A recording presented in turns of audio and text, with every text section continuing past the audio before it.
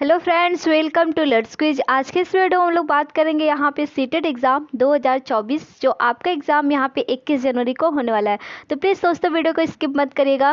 ये वीडियो आपके लिए मोस्ट इंपॉर्टेंट होने वाला है क्योंकि यहाँ पे शाम 7 बजे की क्लास आपकी ईवीएस की डेली एनसीईआरटी चलती है। तो जैसे कि यहाँ पे 3 दिन की गैपिंग हो गई थी, लेकिन अब आपकी क्लास गैपिंग नहीं होगी, कंटिन्यू आपके यहाँ पे 21 जनवरी यानी 20 जनवरी तक आपको यहाँ पे डेली क्लासेस देखने को मिलेगा, प्लस प्रैक्टिस सेट देखने को मिलेगा। सब कुछ यहाँ पे अब एक दिन भी गैपिंग आपकी होने वाली नहीं है। तो प्लीज़ दोस्तों वीडियो को स्किप मत करेगा, शुरू से लेकर अंत तक देखिएगा। चैनल पर नए आए हैं तो प्लीज़ वीडियो को लाइक करके चैनल को सब्सक्राइब कर दीजिए, बेल आइकन प्रेस कर दीजिए जिससे आपको नेक्स्ट वीडियो का नोटिफिकेशन मिलता रहे। तो चलिए दोस्तों यहाँ पे बात करते हैं हम ईवीएस के एनसीईआरटी जो कि यहाँ पे बिहार, इससे पहले मैंने वीडियो कराई हुई है ना, बहुत सारी क्लासेस ली हुई, तो वो आपको मेरे चैनल पे मिल जाएगा। जाके वहाँ पे इसकी प्लेलिस्ट बनी हुई है, उस पर मेरे चैनल को सब्सक्राइब करके आप मेरे वहाँ पे प्लेलिस्ट में होगा ईवीएस के एनसीईआरटी 2024 करके दिया होगा, उससे जाके आप वहाँ पे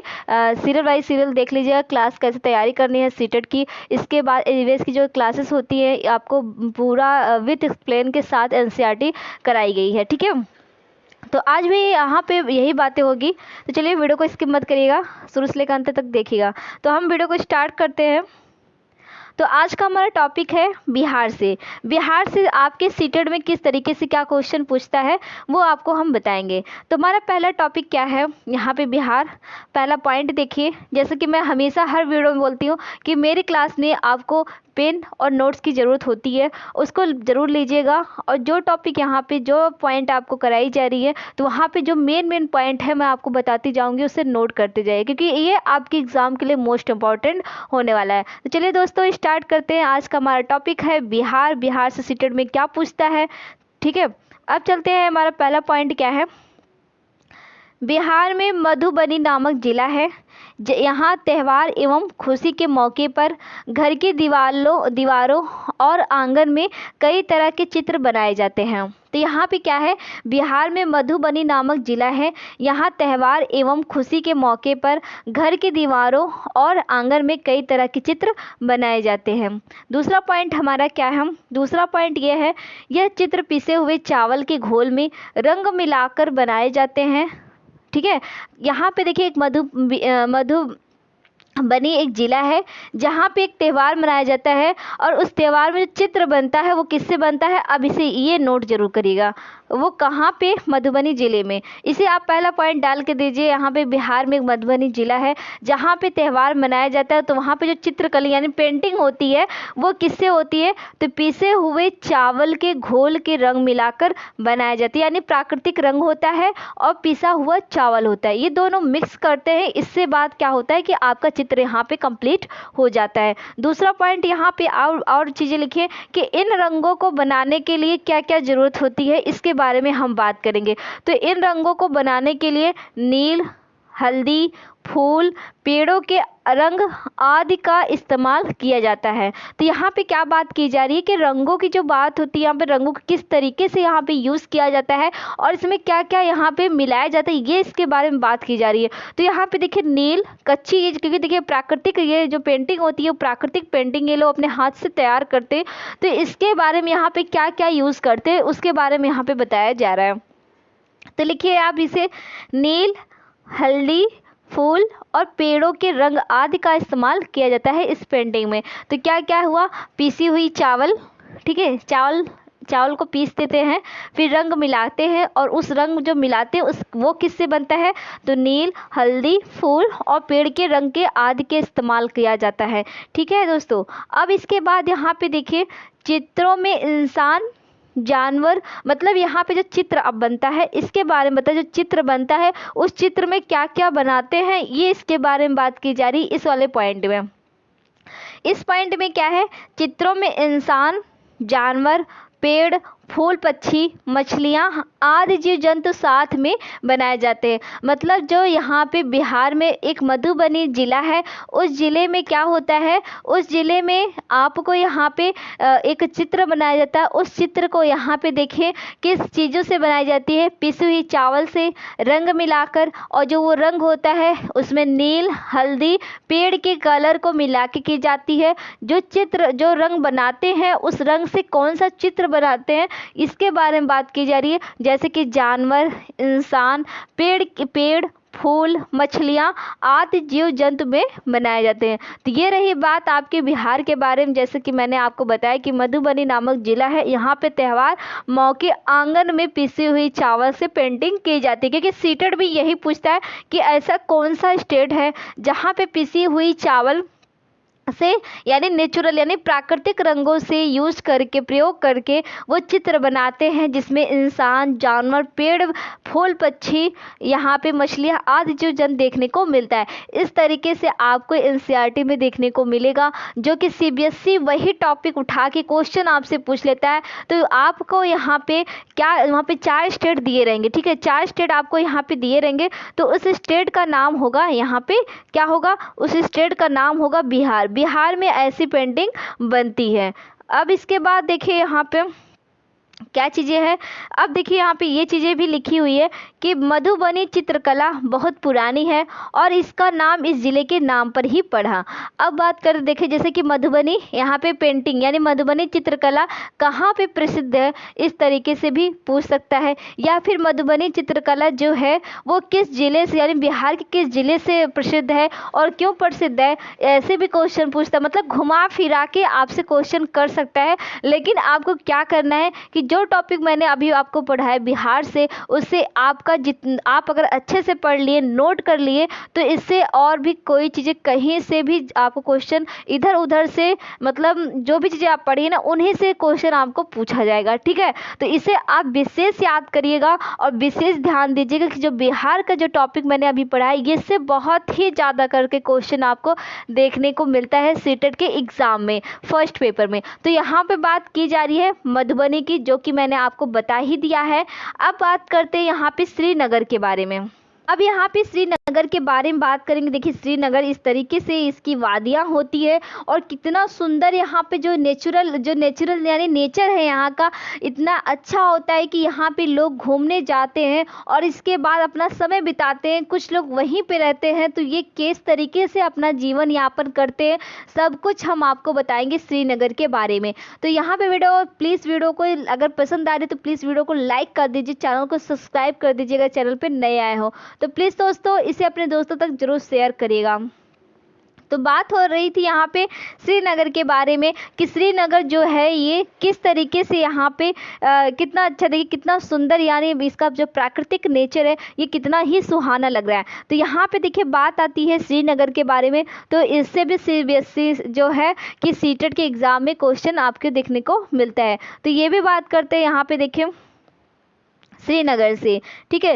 श्रीनगर के बारे में ये क्या चीज़ें हैं, तो पहला पॉइंट क्या है, श्रीनगर में कुछ घर पहाड़ में, कुछ पानी में, कुछ ऊंचे पर्वतों पर और कुछ पत्थरों में होते हैं और इन पर लकड़ी के सुंदर डिजाइन बने होते हैं। तो यहाँ पे श्रीनगर के बारे में बात की गई कि क्या क्या चीज़ें, कैसे यहाँ पे जो हाउस होता है यानी घर होता है, आवास यानी शेल्टर, जो शेल्टर होते हैं वो किस तरीके से आपको श्रीनगर में देखने को मिलता है। तो यहाँ पे देखिए उन्होंने ये कहा, जो एनसीईआरटी की बुक में लिखी हुई है, उन्होंने कहा पहाड़ में कुछ आपको घर देखने को मिलेगा, कुछ पानी में, कुछ पर्वतों पर और कुछ पत्थरों के बीचों में आपको घर देखने को मिलता है। तो ये कहाँ पे, कौन से स्टेट में, तो ये श्रीनगर में। अब बात आती है यहाँ पे देखिए दूसरा पॉइंट क्या है, दूसरा पॉइंट ये है हाउस बोट, यह 80 फीट तक लंबी हो सकती है और 8 से 9 फीट चौड़ी। तो यानी जो हाउस बोट, अब आपको पता ही चल गया होगा हाउस बोट यानी जो पानी में घर होती है उसकी बात की जा रही है कि यहाँ पे जो हाउस बोट होता है वो कितनी फीट लंबी होती है, तो यानी ये 80 फीट लंबी होती है और 8 से 9 फीट तक ये चौड़ी होती है। अब बात आती है यहाँ पे और चीज़ें किससे बनती है, लकड़ी से, जैसे कि आपको पता ही है।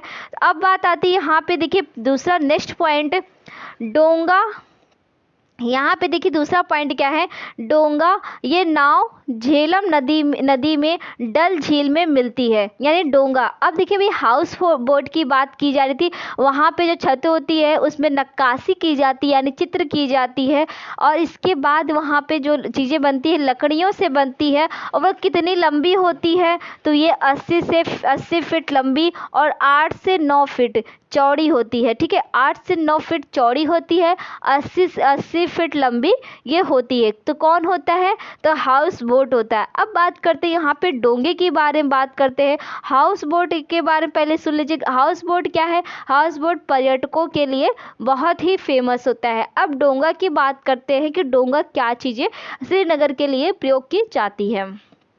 तो प्लीज़ दोस्तों अगर ये वीडियो पसंद आ रही हो तो प्लीज़ शेयर जरूर करिएगा और लाइक कर दीजिए।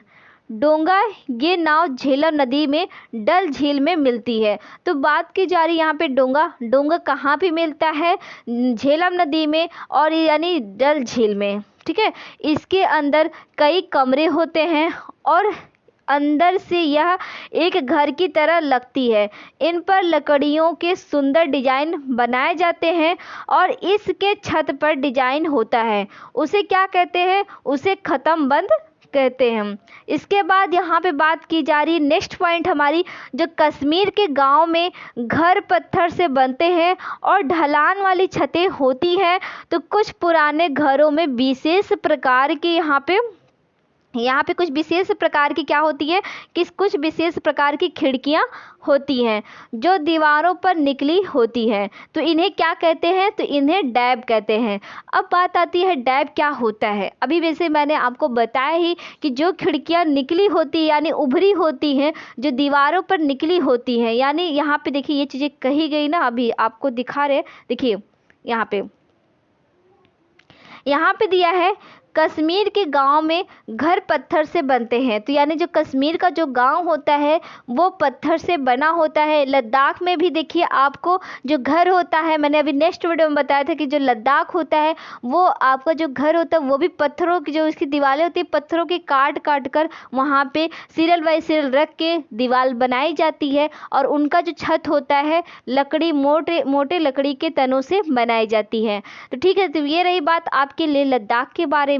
दूसरी बात आपको कश्मीर के बारे में, जैसे कि मैंने बताया था आपको कि जो उनका घर होता है वो भी पत्थरों से बना होता है, लेकिन जो उनकी छतें होती है उनकी छतें ढालूदार होती हैं। तो लेह लद्दाख और कश्मीर में यही फ़र्क होता है कि उनकी जो लेह लद्दाख की छतें होती हैं उनकी छतें क्या होती हैं, उनकी छतें समतल होती हैं। उनकी छतें कैसी होती है, उनकी छतें समतल होती हैं। और इसके बाद जो उनके ढलान होते हैं, उनके ढलान जो उनके जो जम्मू कश्मीर में छतें होती हैं वो ढालूदार यानी ढलानदार आपको देखने को मिलता है।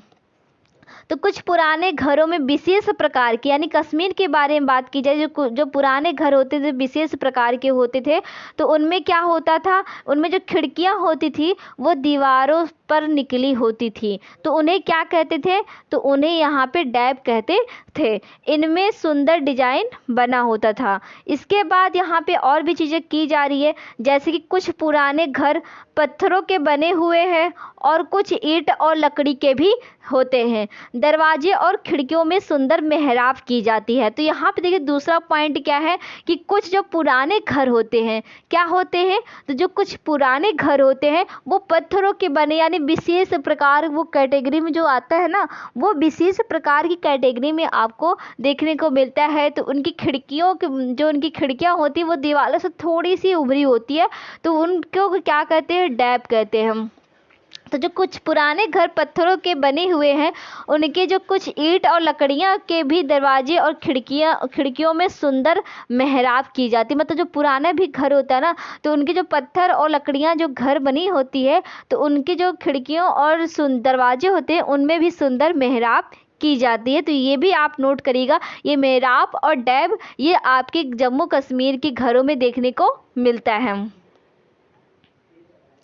नेक्स्ट पॉइंट हमारा क्या है, हमारा ये नेक्स्ट पॉइंट ये है शिकारा नाव पर्यटकों को आकर्षित करती है। तो जो शिकारा नाव है वो पर्यटकों को आकर्षित करती है। दूसरा पॉइंट ये है, कश्मीर में सरसों के तेल में मछली का पका कर खाते हैं। यानी आपको जो जम्मू कश्मीर है, वो जम्मू कश्मीर आपको जो मछलियाँ वहाँ पे लोग खाते हैं, तो वो जो मछलियाँ खाते हैं वो किस में खाते हैं, तो सरसों में बने हुए मछलियाँ, मतलब सरसों के तेल में बनी हुई मछलियों को खाते हैं। अब बात आती है, यहाँ पे बहुत सारे स्टूडेंट का यहाँ पे क्वेश्चन आता ही होगा या मन में डाउट ही पड़ा कि मैम अभी तो मैंने पढ़ा था कि नारियल के तेल में बनी हुई मछलियाँ केरला राज्य में खाई जाती है, तो ये सरसों के तेल में बनी हुई मछली कहाँ पे? तो ये बात आती है आपको कश्मीर में आपको सरसों के तेल में बनी हुई मछलियाँ खाई जाती है।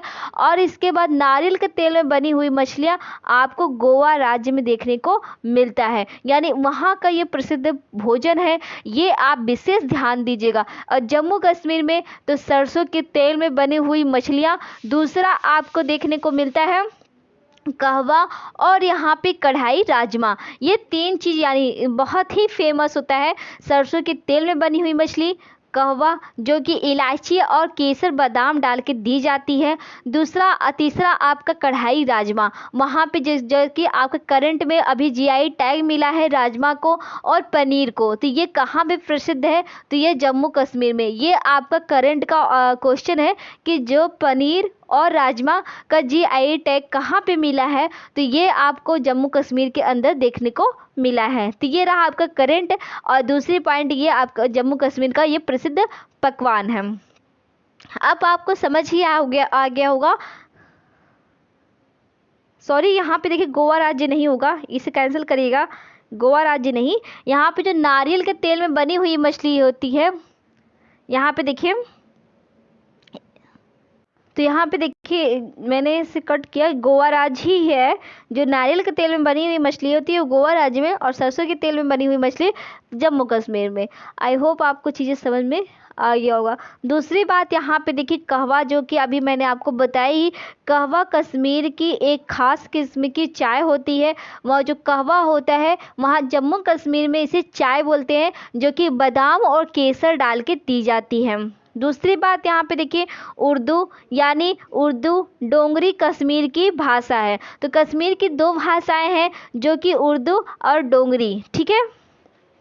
अब बात आती है यहाँ पे देखिए मनाली में क्या आपको देखने को मिलता है। देखिए यहाँ पे सारे स्टेट की बात की जा रही है कि घर वहाँ पे कैसे पाई जाती, किस तरीके से लैंग्वेज यूज़ करते हैं, और इसके बाद यहाँ पे जो क्या क्या वहाँ पे प्रसिद्ध है, सब कुछ हम देखिए इस वीडियो में बातें बताई जा रही है। और CBSE कैसे आपके एग्ज़ाम में क्वेश्चन पूछा जाता है वो भी आपको बता ही दे रही हूँ। तो प्लीज़ दोस्तों, अगर ये वीडियो पसंद आ रही हो तो प्लीज़ वीडियो को लाइक कर दीजिए, चैनल को सब्सक्राइब कर दीजिए, और ये वीडियो को कॉपी करके अपने ग्रुप में कहीं भी, टेलीग्राम, फेसबुक, व्हाट्सएप, इंस्टा, कहीं भी इसे शेयर जरूर करिएगा, ठीक है।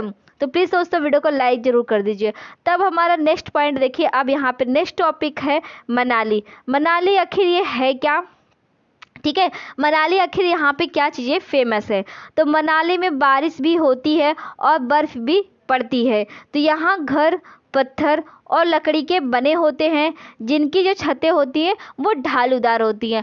तो आपके मन में आ रहा है मैम ये छत के बारे में क्यों बताया जा रहा है, क्योंकि ये आपको बता दिया जाता है कि CBSE ऐसे ही क्वेश्चन पूछता है कि ऐसा कौन सा घर है कि जहाँ पे पत्थरों से घरें बनती हैं बट उनकी जो छतें होती हैं वो ढालूदार होती हैं। तो आपका आंसर होगा वहाँ पे जम्मू कश्मीर में ये घरें देखने को मिलता है।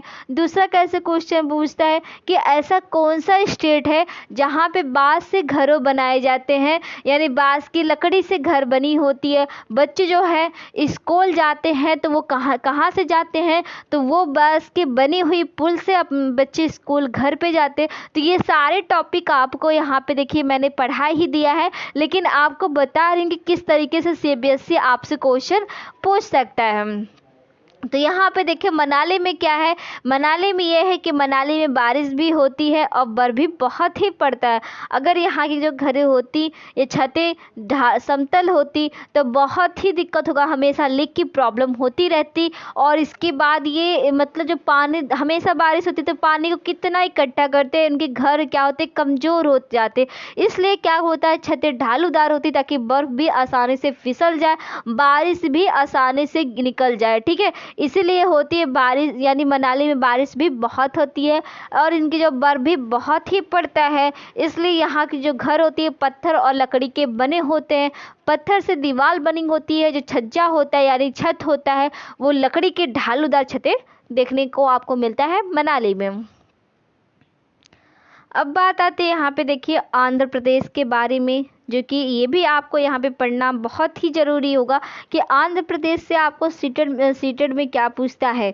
तो हमारा पहला पॉइंट क्या है, पहला पॉइंट हमारा बनता है यहाँ पे कि नल्ला मडा आंध्र प्रदेश में है। यानी नल्ला मडा आपको कहाँ पे देखने को मिलेगा, ये आपको आंध्र प्रदेश में देखने को मिलेगा। दूसरा पॉइंट क्या है कि मुख्तारपुर गांव आंध्र प्रदेश के पोचमपल्ली ज़िले में है।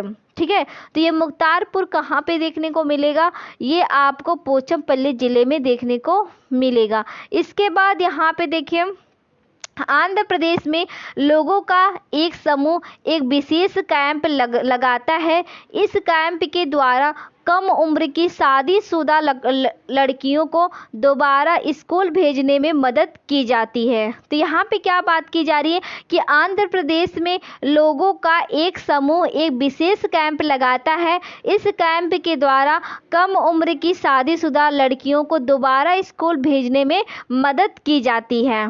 इसके बाद अब यहाँ पे बात की जाती है, दूसरा पॉइंट यहाँ पे आंध्र प्रदेश की जो भाषा होती है वो कैसी होती है, तो ये तेलुगु आपको देखने को मिलता है। तो यानी आंध्र प्रदेश जो होता है उसकी लैंग्वेज कैसी होती है, तो ये तेलुगु होता है। दूसरी बात यहाँ पे देखिए बात की जा रही है पोचमपल्ली। देखिए मैंने आज कितनी टॉपिक आपको एक ही वीडियो में कम शॉर्ट में चीज़ें बताई जा रही है। बस अगर आपको एक बार में न समझ में, कोई भी देखिए कोई भी अगर नया बच्चा हो, अभी जो देखिए जो बच्चा पेपर एक बार सीटेट में दे दिया है, दूसरी बार ये पढ़ रहा होगा तो उसको चीज़ें आसानी से समझ में आ रहा हो। और कहीं कहीं तो कुछ बच्चों को बोरिंग भी लग रहा होगा कि मैम आखिर ये दोबारा क्यों पढ़ा रही हैं। लेकिन जो हमारा नया बच्चा है जो इस बार सीटेट 2024 में देगा, तो इसके लिए ये चीज़ें थोड़ी सी डिफ़िकल्ट, थोड़ी सी क्या मतलब सब चीज़ें नई नई होंगी। तो अगर ये देखिए, अगर आपको एक बार में, जो बच्चा अभी नया, मैं उसके लिए बोल रही हूँ, अगर आपको एक बार में चीज़ें समझ में नहीं आ रही है, दूसरी बार आप इसे ज़रूर पढ़िएगा। ठीक है दोस्तों, तो जो पोचमपल्ली है वो ज़िला तेलंगाना में है। इस ज़िले के अधिकतर लोग बुनकर होते हैं, अतः इस बुनाई को पोचमपल्ली व कलमकारी के नाम से जाना जाता है। तो ये रही बात आपके आंध्र प्रदेश के बारे में। तो प्लीज़ दोस्तों, अगर ये वीडियो पसंद आए तो प्लीज़ वीडियो को लाइक कर दीजिए। चैनल पर नए आए हो तो चैनल को सब्सक्राइब करके बेल आइकन प्रेस कर दीजिए, जिससे आपको नेक्स्ट वीडियो का नोटिफिकेशन मिलता रहे। तो मिलते हैं अब हम लोग नेक्स्ट वीडियो में। Thank you for watch video.